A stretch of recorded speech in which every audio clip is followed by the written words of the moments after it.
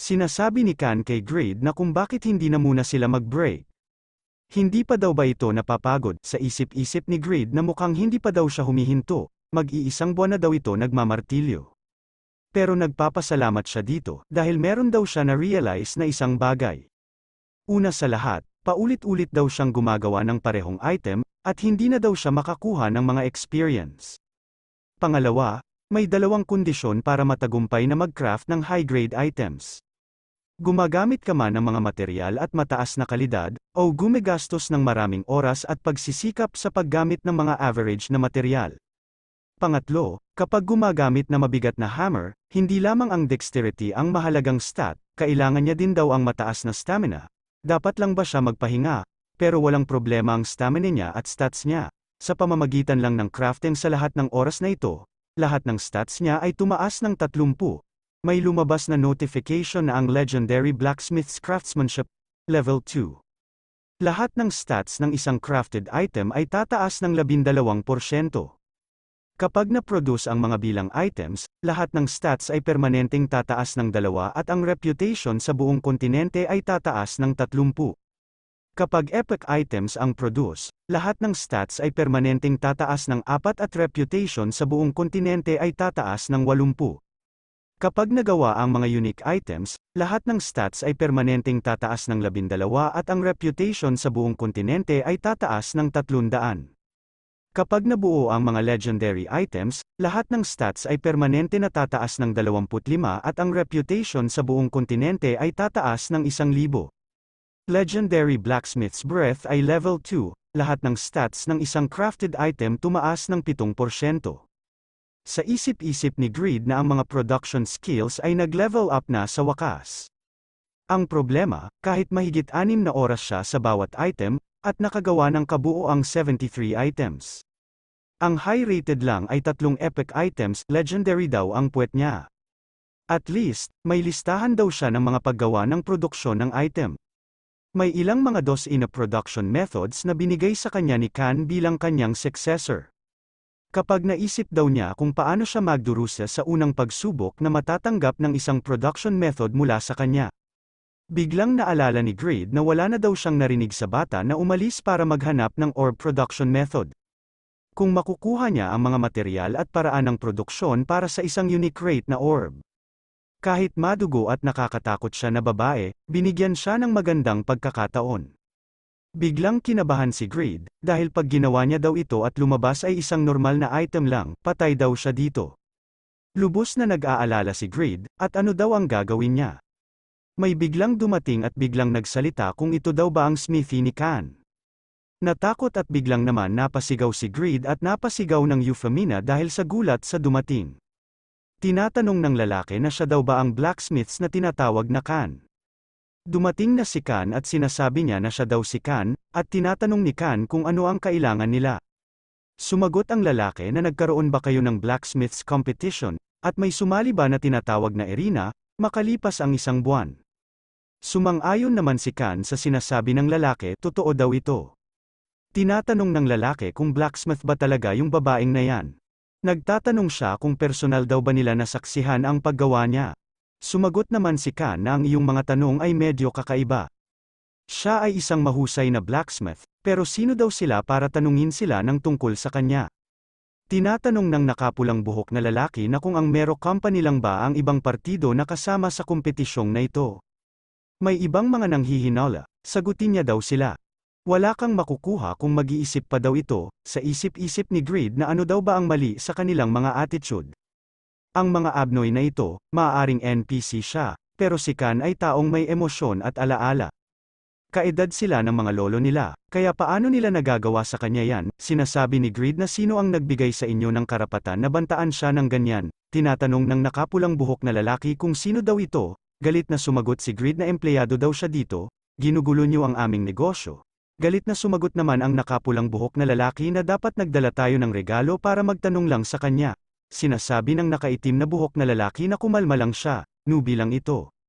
Naging sobrang magagalitin siya matapos matalo si Faker at ang mga crew. Sir, kailangan lang namin malaman tungkol kay Irina, hindi daw ba kasali din sa kompetisyon ang successor niya dito?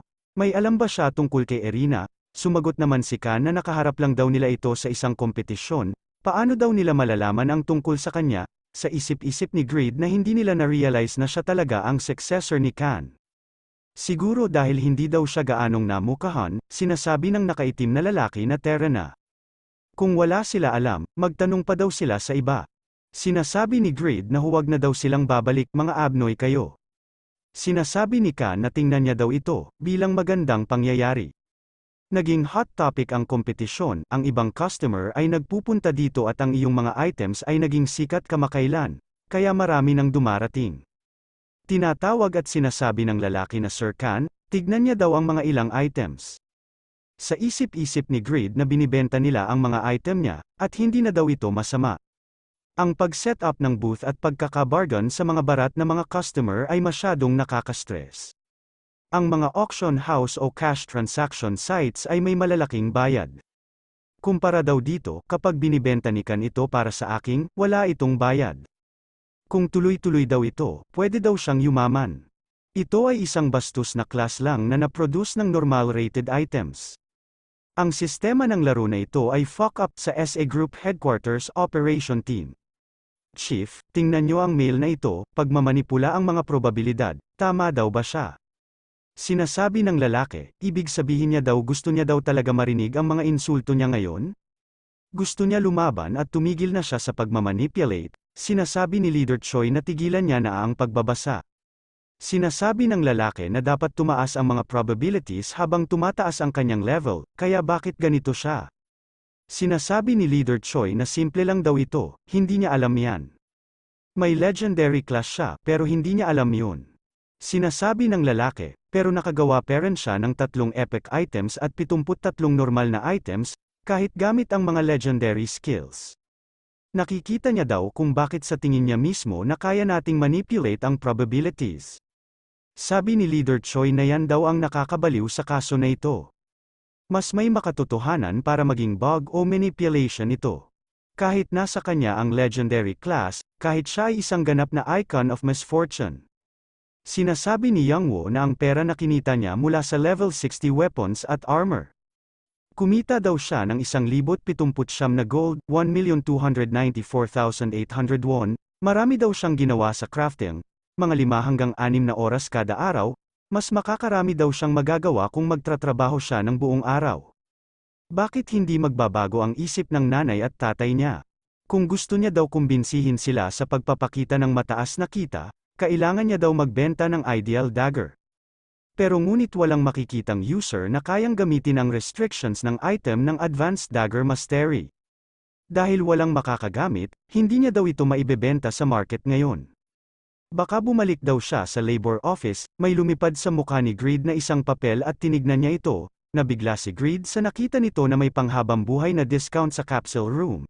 Nagmamadali na tumakbo at sinasabi na ang bayad ay 6,000 won, may 30% discount na ito, sa umaga at hapon, maglalaro daw siya sa capsule room, at sa bahay sa gabi, ang lugar daw na ito ay magiging workplace niya.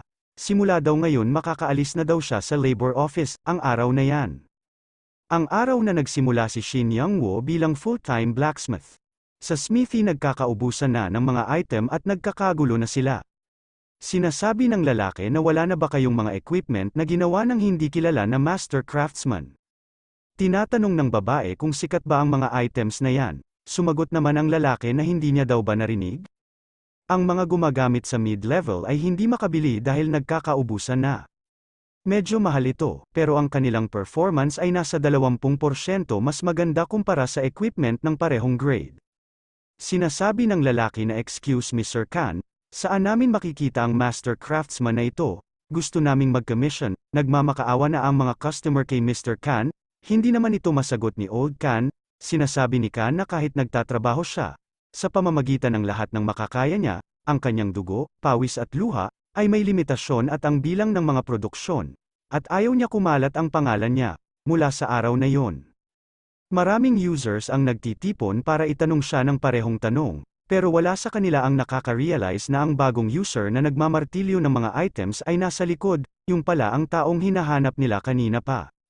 Nakikiusap siya dito, naglalaro na siya ng mga 15 oras bawat araw sa pagpunta sa capsule room sa kada araw. Nagpapasalamat siya dito, dahil nagdoble na ang dami ng mga ginagawa niya. At ngayon daw ang araw ng salvation, ginawa niya ang plate armor na ito sa pamamagitan ng pagsunod sa paraan ni Khan at kanyang mga salita. Nagkakahalaga ito ng 483 golds, around 5% ng kanyang buong ipon. Ito ang pinakamahal na item na ginawa niya, 20 oras siyang gumagawa. Dahil ayaw niya ng normal na rating, nagmamakaawa siya na sana ay maging legendary grade ang magawa niya, o at least maging unique grade man lang. May lumabas na notification na ang very delicate plate armor. Durability, 272-270 seconds depensa, 303 bilis ng paggalaw, -6% maliit na chance na may pagtanggol laban sa stab attacks. Restrictions ng user, level 120+, strength 380+. Stamina, 400+, intermediate heavy armor mastery. Rating, epic, napapamura na lang si Greed sa resulta. Sinasabi ni Greed na katapusan na, batid ni Khan na mas mataas ang rating nito kaysa sa karaniwan, nakuha niya daw ang kanyang paraan ng produksyon. Ito daw ay impressive, nagbuntong hininga si Greed at tinatanong niya kung magkano na ang kita nila. Sumagot naman si Khan na ang hirap daw estimate, pwede daw nila i-auction at hayaan ang knights na magbid para dito. Nakakakita daw ito ng incredible set ng armor noong parade, pero hindi ganyan ang kalidad nito. Sumang-ayon naman si Greed, sa isip-isip ni Greed na simula nang ginamit ang Breath of Blacksmith, at ginamit ang craftsmanship, habang ginagawa ang armor na ito, ang stats nito ay 20% na mas mataas kaysa normal at may karagdagang option pa ito. Karamihan ng mga knights ay nasa level 180, pero ang level 120 armor na ito ay maaaring makuha pa ang kanilang pansin. Sinasabi ni Khan na magandang opportunity ito, kailangan niya daw pumunta sa castle upang ibenta ito, pero walang bayad sa panahon na ito. Ano daw sa tingin niya? Sumagot naman si Greed na kung walang bayad. Pasok daw siya dito, i-auction daw nila ito, kanina pa daw siyang nabob-oring kaya panahon na daw para lumabas siya. Sinasabi ni Khan na dahil 2 days na lang ang auction, dapat silang mag-craft ng ilang equipment na mabebenta. Sumagot naman si Greed na sige, gagawa daw siya ng legendary grade 1 this time for sure. Lumipas ang 2 araw, araw ng pag-alis, sinasabi ni Khan na mag-ingat daw ito sa pag-alis. Huwag kang masyadong ma-disappoint, kahanga-hanga na nakakagawa ka ng mga normal grade items. Kuhanin niya daw ito, tanging ang may badge lang na ito ang maaaring sumali sa auction. Exempted ka nito sa mga karagdagang appraisal, may lumabas na notification na nakuha mo ang token ni Khan's successor.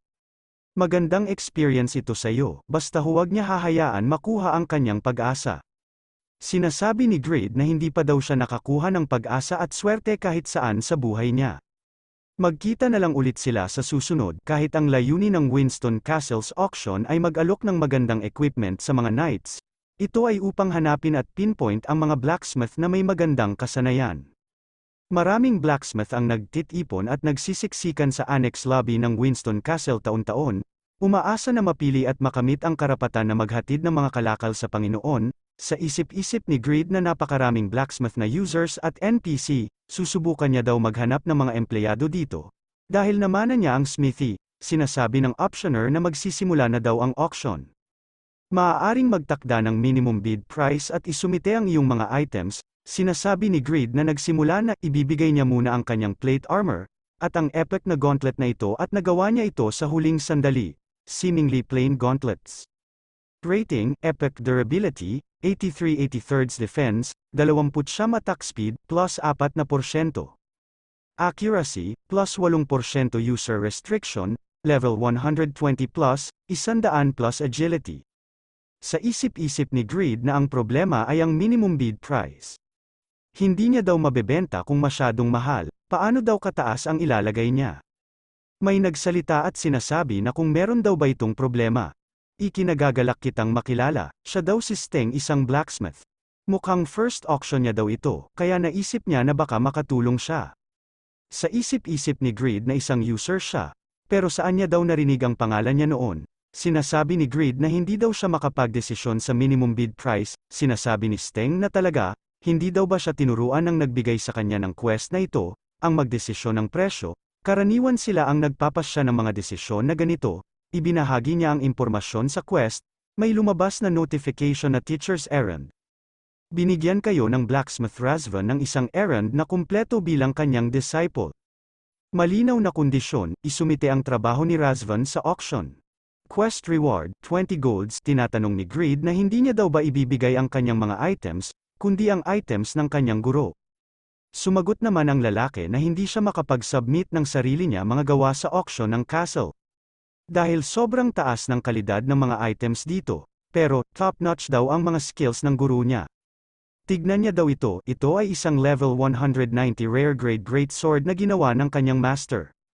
Sa isip-isip ni Greed na siguro daw na normal lang ito, kailangan niya makumpleto ang mga quests para sa NPC blacksmiths, para makaroon ng mga bagong production methods. Pero pag tinitignan niya ito, excited na siya sa isang rare items. Anong nangyayari bata? Nakikiusap si Steng na pwede daw ba niya makita ang gawa ng Panginoon niya. Sa isip-isip ni Greed, ano kaya ang mararamdaman niya pag nakita niya ang gawa niya? Sasakit siguro ang kanyang puwet. Sinasabi ni Greed na pwede niya daw ba sabihin sa kanyang ang general bid price ng level 120 defensive equipment? Nagbuntog hininga si Steng dahil ayaw niya daw ipakita ang gawa ng kanyang master, curious daw siya. Para sa normal grade items, karaniwan nito ay 300 golds. Tinanong naman ni Greed kung paano naman kung epic grade. Sumagot naman si Steng na gulat at sinasabi nito na ginawa ba daw ng guru niya ang epic grade item. Kamangha-mangha daw ito, kung hindi maganda ang option, ang epic grade items ay nagkakahalaga ito ng 600 golds para sa gauntlets. At baka mga nasa 1,800 golds naman sa armor. Nagulat si Greed sa taas ng presyo, at sa isip-isip nito na 1,800 golds. At mga 2,880,000 won na yan, makakakuha daw siya ng 2 million, panalo daw ito. Kung tatanggalin niya pa daw ang gastos niya sa capsule, maganda daw ito. 1 week na daw siya sa capsule room, sa taas na ito, mababayadan niya daw ang utang niya na 10 million won. Goodbye na daw sa mga utang niya. Napansin ni Greed na ang reaksyon ni Steng at tinatanong nito kung ano ang mali. Sa isip-isip ni Steng na mukhang abnoy ang reaksyon niya. At sumagot naman ito na mukha natatakot pa na wala daw ito, dapat niya daw iset ang bid price niya ngayon. Sa isip-isip ni Greed na sige, magsasubmit na daw siya ng mga items. Dapat niya na daw gawin ngayon at maghintay, aasa daw siya sa mga knights. Ngayon, maaaring daw nilang observe ang last item, ngayong araw. Sinasabi ng lalaki na last na yan, wala daw kahanga-hanga sa araw na ito. Sumang-ayon naman ang lalaki at sinasabi nito na totoo yan.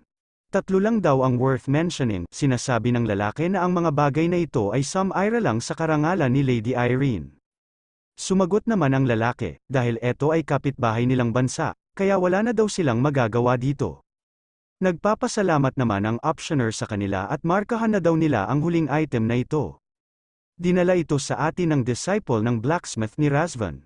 Ito ay isang longsword na madali lang dumadaloy ang magic. Gulat na gulat ang mga abnoy nung narinig nila ang pangalang na Razvan. Nagpapasalamat daw sila dahil naghintay sila ng ganito. Nag-uunahan na sila magtaas ng kamay at bilhin ito. Nagsimula na sila magbid sa item, sinasabi ng isa na kailangan niya daw bilihin yun dahil last item na yun. Nagbid na ito ng 1,000 ginto, meron pa nagtaas ng kamay at sinasabi nito na bibilhin niya daw ito ng 1,150 ginto. May nagbid ulit, mga abnoy daw sila, ibigay daw ito sa kanya. 1,200 ginto, may lumapit sa optioner at binulungan nito, sinasabi ng optioner na kumalma ka lang Sir Knight, hindi pa daw huli. Meron pa mag-submit ng mga item, ginigising nila si Greed, sinasabi ni Steng na meron na daw resulta. Sumagot naman si Greed na lagi daw ba matagal ang resulta. Sinasabi ng mga blacksmith na ang mga knights ay may mataas na standard, dumating na ang optioner. Sinasabi ng optioner na isang kabuuang 110 items ang nagsumite. Pero sa masamang palad, 6 lang ang nabenta. Nagulat ang mga blacksmith sa sinabi ng optioner at sinasabi ng lalaki na 6 lang ang nabili. Sinasabi naman ng babae na kahit 7 daw ang binigay niya sa kanila. Ms. Clarice ang necklace niya ay nanalo ng 453 golds, si Mr. Grease ng inner armor ay nanalo ng 189 golds. Si Mr. Piglet Potion ay nanalo ng 15 golds per bottle. At para sa longsword ni Mr. Steng ay nanalo ng 1,900 golds. Sinasabi ni Steng na naging matagumpay daw ang bid ng sword ng kanyang guro. Matutuwa siya, naiinis na sinasabi ni Greed na siya ang tanungin mo. Takot na sumagot naman si Steng na yes sir. Sa isip-isip ni Greed na mabuti pa daw ang lalaki na yan, nakabenta ng mataas na presyo, nagseselos daw siya. Tinatanong naman ng optioner kung nandito daw ba ang may pangalang na Greed, sumagot naman si Greed na siya daw ito. Sinasabi ng optioner na nais ka makita ng administrator. Pakiusap sumunod daw siya sa kanya, nagtataka naman si Greed bakit daw siya. Sinasabi ni Cobra ay Steng pala na sumunod na lang daw siya. Baka may magandang sorpresa siya, nagtataka naman si Greed kung ano ang magandang sorpresang sinasabi nila. Sa isip-isip ni Greed na eto ang tanggapan ng administrator. Sobrang fancy ang interior ng castle, sinasabi ng optioner na dinala niya na daw si Mr. Greed sa kanila.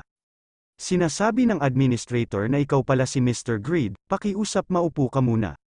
Na-master niya daw ito, kinopya niya daw ang gawa ni Khan's handwork. Kahanga-hanga daw ito, sa ganyang edad, nagawa niya ang item na ito. Heroic blacksmith, narinig niya daw ang mga sabi-sabi at sa mga marites tungkol sa iyo na kumakalat sa Winston. Isang halimbawa ang, personalidad na kasama ng mga kahanga-hanga na kasanayan. Si Khan ay maganda ang mga tinuturo niya, sa isip-isip ni Greed na dahil lahat ito sa kakayahan niya, hindi daw dahil ito sa kanya. Sinasabi ng administrator na bibilhin daw nila ang kanyang mga items ng 5,500 golds. At isa pang bagay, nais niya daw mag-supply siya sa kanila mga sundalo ng iyong mga kagamitan. Napahinto si Greed at nabuhos ang iniinim niya sa kanyang bibig. Nagulat si Greed at sinasabi nito na 5,500 golds, 6,600,000 won na yun. Kita niya daw ito sa pagtatrabaho sa labor office ng 73 days. Kinita niya lang daw ito sa isang linggo lang, kalma lang daw, kalma, kalma, baby kalma. Mas mahalaga pa daw ito kaysa manalo sa bid, sinasabi ni Greed na sandali lang daw, napaka-busy daw ng ating smithy kaya wala na daw silang oras para ihanda ang mga kagamitan ng lahat ng sundalo. Ganoon daw ba ayon kay administrator, sa isip-isip ni Greed na salamat daw sa auction na ito, sigurado daw siya ngayon, kahit mas maraming oras ito, high-level equipment mas marami daw kita kaysa sa lower level, tanggihan niya muna sila. Sinasabi ni administrator na naiintindihan niya daw ito, kailangan niya ng maraming oras at effort para lang makagawa ng isang item. Sige pagkatapos niya ay craft ang equipment ng mga knights, gaano paman. Ang mga items na ibinibigay niya daw sa kanila ay dapat magkaroon ng kalidad o mas mataas pa sa mga dala niya ngayon, naiintindihan niya daw na mahirap ang trabaho kaya halata tataas ang sahod, karagdagang 10% kumpara sa manalo na bid ngayon. Ito ay maaring isang exceptional na suggestion, ngunit pag tinanggap niya daw ito dapat niya daw tapusin ang mga demands. Sa isip-isip ni Greed na epic equipment, hindi daw siya tanga. Minsan ay nakakagawa daw siya ng normal rate, kahit 20 oras na siyang nagtratrabaho. Obvious na maparusahan daw siya, sino ang baliw na tatanggapin ang suggestion na ito para lang sa ilang mga pera. May lumabas na notification na ang negosyo sa administrator, Class A na quest, sumang-ayon ang iyong panig sa kontrata kay Administrator Vladdy, na humingi sa iyo na magbuo ng karagdagang equipment. Malinaw na kondisyon, maghahatid ng 3 level 120 hanggang 180 epic grade swords sa loob ng isang linggo. Clear rewards, nag-iiba sa kalidad ng mga items, failure, ang negosyo na deal ay makakancel, at lahat ng karagdagang quests ay masisira. Sa isip-isip ni Greed na tinapos niya na daw tanggapin ang deal na ito at ang quest. Kailangan niya daw kumita ngayon, dahil nakagawa na siya ng 2 epic items at nakagawa na siya ng 3, the last time. Hindi imposible na maklear ang quest na ito, 20 oras na daw siyang gumagawa ng isa sa kanila, kaya kahit paano makakagawa siya sa loob ng isang linggo. Lumabas na si Greed at bigla niyang naalala ang sinasabi ni Cobra, ay Steng pala, sumunod na lang siya dito at makakakuha daw ito ng isang sorpresa, sobrang masaya siya para sa kanya, pero hindi siya nakapagpaalam sa kanya. Anyways, success ang auction. Mula ngayon, sumisigaw ito na mayaman na daw siya.